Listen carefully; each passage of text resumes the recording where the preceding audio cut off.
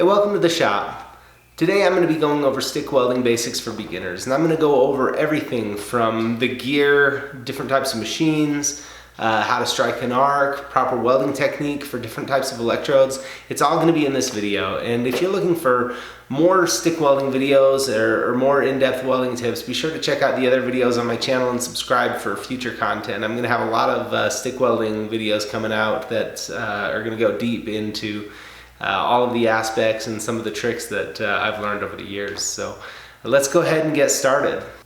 Okay, let's talk about some of the gear that you need. So the first is a welding helmet or welding hood, and I'd highly recommend getting an auto darkening welding hood because it's hard enough to learn to weld when you can see the end of your electrode before you strike an arc. It's even harder when you can. The next is a set of welding gloves, just some good heavy leather welding gloves. I'll link these in the description below, the ones that I typically buy, but you know, there's all sorts, and they mostly work pretty good. The next is a welding jacket, and you know, you can probably get away without having one of these depending on what you wear, but for me it's definitely worth it. Right, and there's a couple different kinds that I wear. This is the cotton kind. I always wear this pretty much when I'm TIG welding and usually MIG welding. And if I'm stick welding, like on a bench or below me and there's not a lot of sparks hitting me, they are flame resistant and they work pretty well. But if I'm doing something a little more involved, I'll wear this leather coat, and it's really good to keep you from getting all the burns. I mean, I've had this since it was brand new. You can see all these black marks on here. I mean, that would have been my arm if I hadn't been wearing it. So if you're going to be doing a lot of heavy stuff, or you're welding overhead or different positions like that, I think these are definitely worth having. The next thing is a chipping hammer, because when you weld with stick welding, it leaves a coating on top of the weld called slag, and you have to get that off. And the way you do it is with the chipping hammer. So there's these inexpensive chipping hammers like this, and this is what I've always used, and they work just fine. I actually just got today a new one that I ordered yesterday online, and I'm going to try it out and see how it works, and I'll let you know when we do some welding and see if it's an improvement over the old style. So far it feels really good in my hand, so I'm excited to try that out. The last thing that you'll need is a wire brush to get the last bit of the slag off, and that's really important, especially if you're going to be welding multiple passes. So you run a weld, and then if you run more welds over it to make a larger weld, you'll definitely want to brush the last bit of that slag out so it doesn't get caught in the middle of your weld. So wire brush is definitely a must-have. You don't need one of these, but an angle grinder with a wire wheel on it, this can just save a ton of time over brushing by hand. So I usually get one of these wire wheels and put it on the angle grinder. So that's some of the gear that you'll need. I'll put some links down below, so check those out to get a little more detail on the types of things that I use. Now I'm going to talk about the different types of welding machines that you might buy for stick welding. There are really only 3 different types, and I have one of each here in my shop. So let's start with this. This is a classic. It's a Lincoln AC225, and it's an example of a transformer machine, and they're often called a buzz box because they make a buzzing sound when you turn them on. And they're really simple and robust. There's not a lot inside of these to go wrong. It's really a couple of coils of wire and a couple of switches. And so the only setting on this right here is to change current, and that's pretty much it. And it's ready to go. Now, one of the drawbacks to these is they typically only output alternating current. Though they have a direct current or DC model, most of them are just an AC model. And the reason why that can be a drawback is some electrodes don't run very well with alternating current. They're designed for direct current. And also, you can get a little bit more spatter, but from my experience running these welders, they run really smooth, they're really robust. One other drawback is you can see the size is pretty large, so they can be big and heavy. So if you don't have a lot of space, that might be a limitation for you. They also only run on 240 volts. So if you don't have a 240 volt outlet in your garage, it's pretty limited what you can do with one of these old transformer type machines.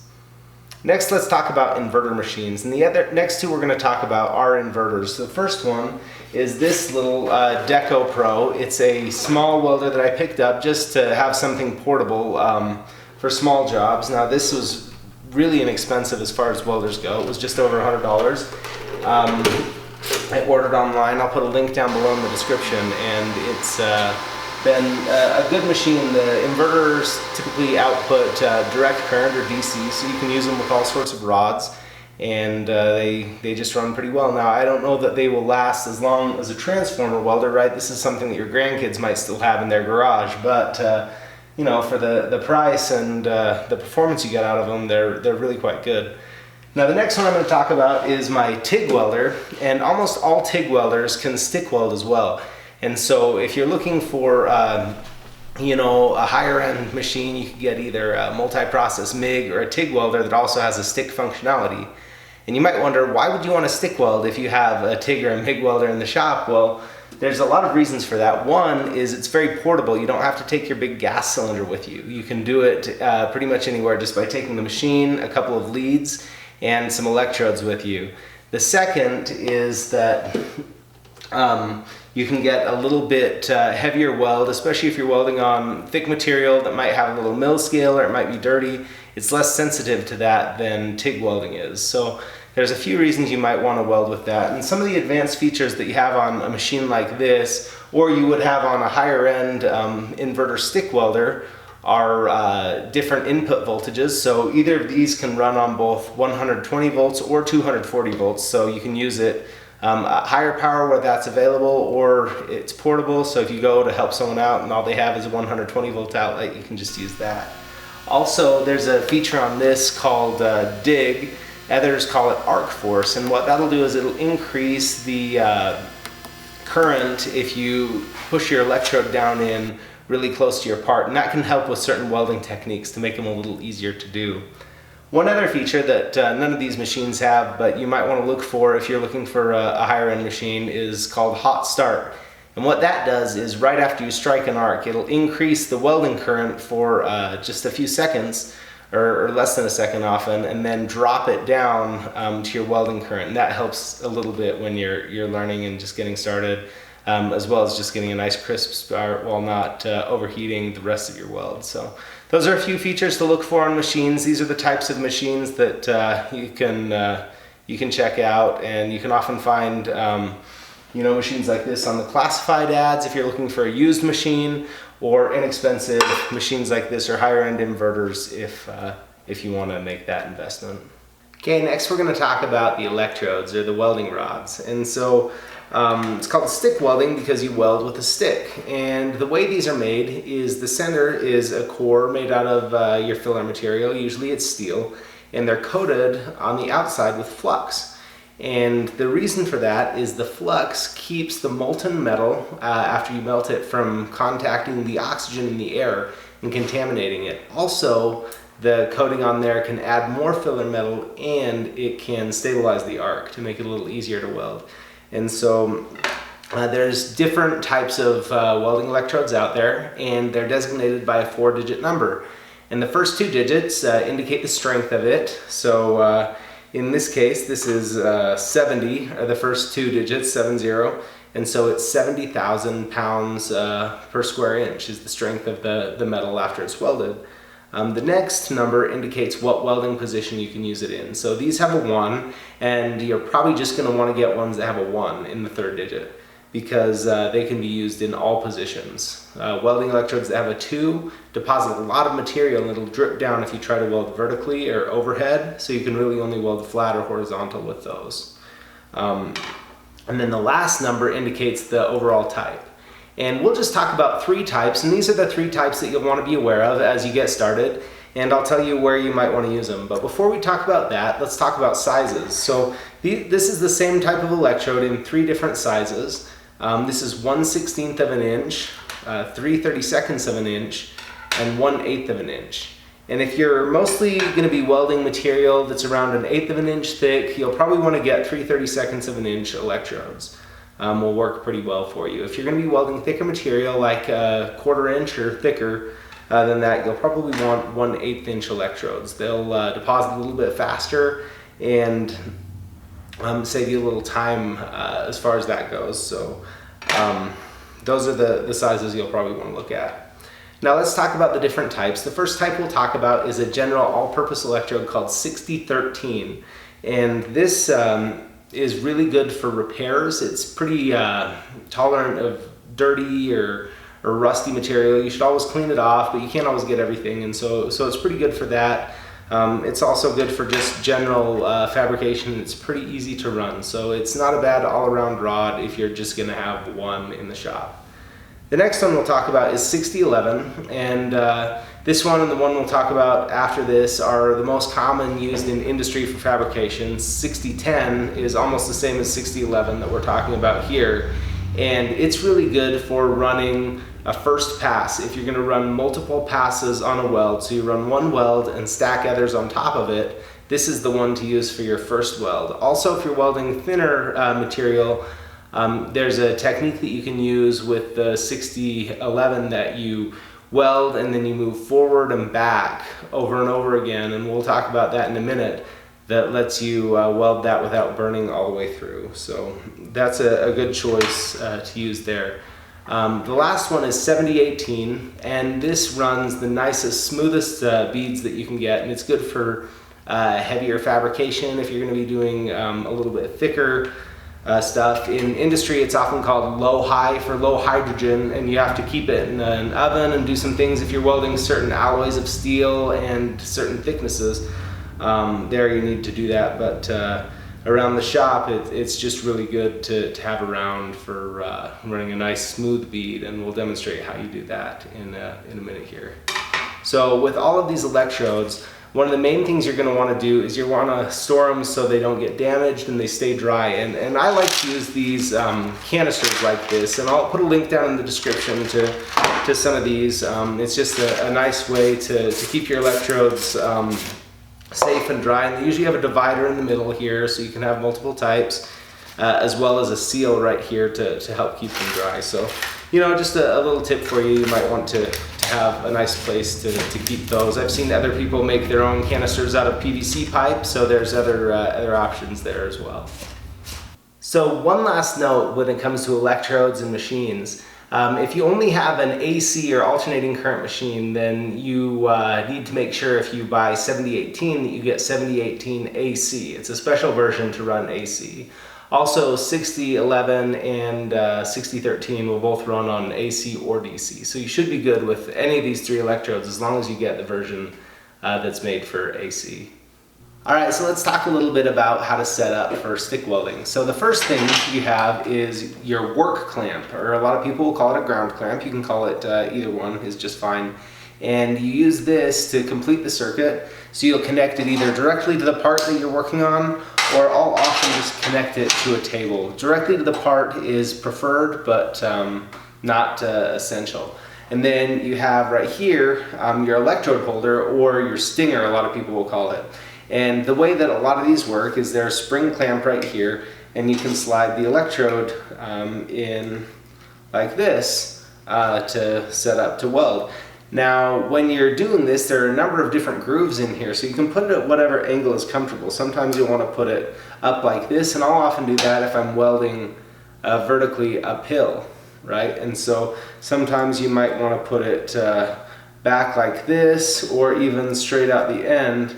It has a groove for that, whatever makes you comfortable. Now, you might be wondering, what if I don't have this kind and I want it to be facing another direction?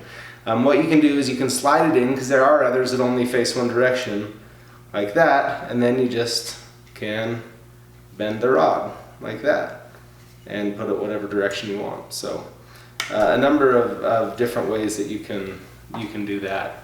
So now that you're set up, let's talk about the first thing that you'll need to do, and that's to strike an arc. Now I'm set up here with the Lincoln AC 225 set to 75 amps and 3/32 of an inch 6013 rod, and that's what we'll be using for this tacking exercise here. So when you're striking an arc, the first thing you're going to want to do is make sure and get comfortable, right? And so you're in control. And so when I first started welding and I went to trade school to learn to weld, I decided I'm going to do all of this just with one hand and you know, freehand everything. And sometimes you have to do that because you're upside down or in a corner, and that's what you have to do. But wherever you can use another hand to brace, I quickly learned that it's worth doing because you'll just have a better product and your weld will be there forever. So I like to prop up and brace like this and get comfortable. So this is the position I usually like to get in, especially if I'm welding flat on a bench, and I'll just use this arm here. And as I weld, this electrode will be consumed into the weld and it'll get shorter.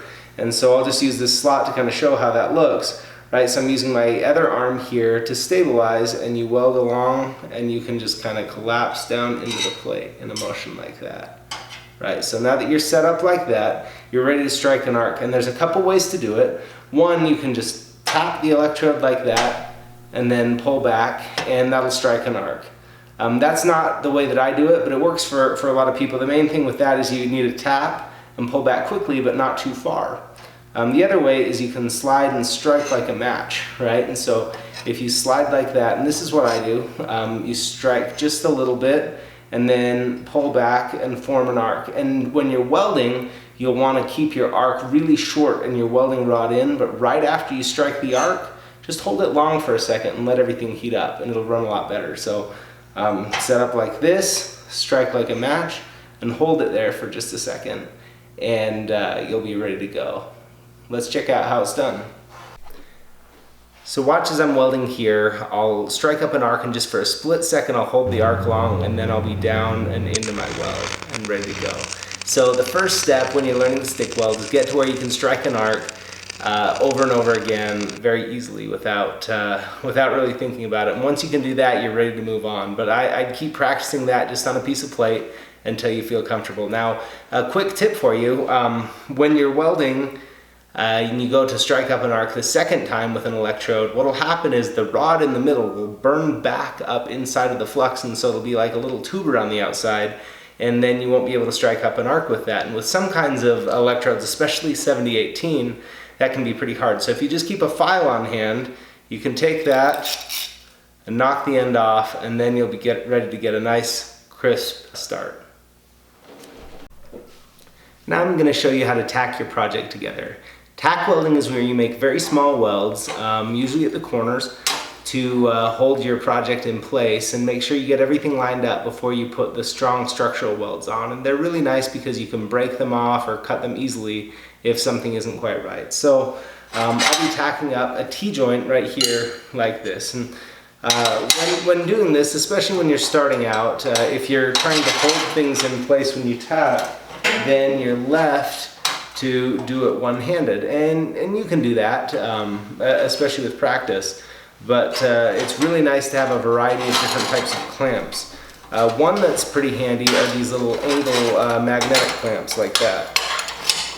See, and I can line this up to hold the T-joint pretty much in place for me. Another neat little one is a type of third hand, they're often called. It's called a grasshopper right here, and it has magnets on the base and then a spring clamp, and you can put it down and hold things in place just like that, and that's really handy. So I'll link those down below. Definitely not a necessity, but it can help out quite a bit.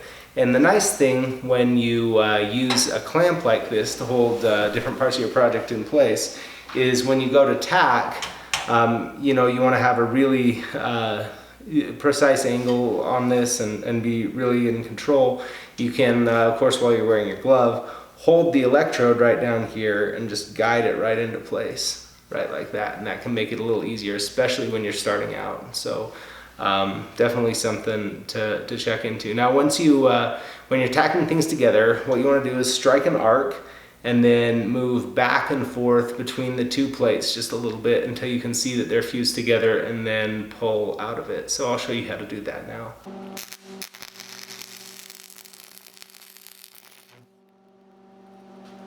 Alright, now when it comes to welding technique, there are really three things that matter with any welding process, and they're all the same.